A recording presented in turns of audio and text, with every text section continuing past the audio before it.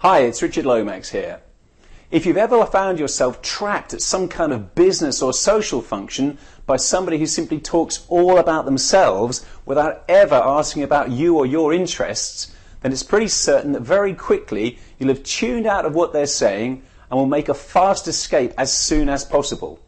And incidentally, you probably won't be too complimentary about them if anyone ever asks you what you think of this person.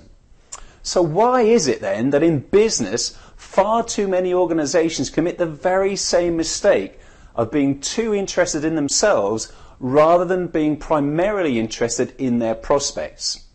Now, this comes across in nearly all of their communications, on their website, in their sales presentations and proposals, in their advertising, and in other promotional activities.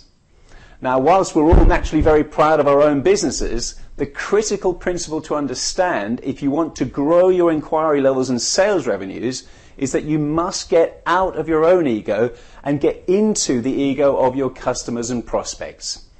If you're ever going to grab their attention in the first place and then hold that attention long enough to have any chance of demonstrating how you can help them, you simply have to put the focus onto your prospect from the very beginning.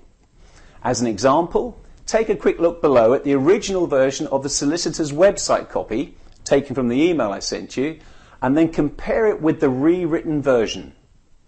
You'll quickly see how it's possible to switch the spotlight of the message around by about 180 degrees so that it focuses on the issues and needs of the prospect rather than the needs of the company. This is what leads to higher readership, better engagement, and more inquiries. Now, exactly how you go about creating compelling sales messages, whether that's in writing or spoken face-to-face on the telephone, is one of the essential strategies that I'll be covering in some detail at my forthcoming seminar called An Introduction to Common Sense Marketing. It's taking place on June the 21st in central London, and the best part is that, except for a small contribution for your lunch and the venue, it's completely free for you to attend. Further details of the venue and how to book your place will follow in the coming weeks.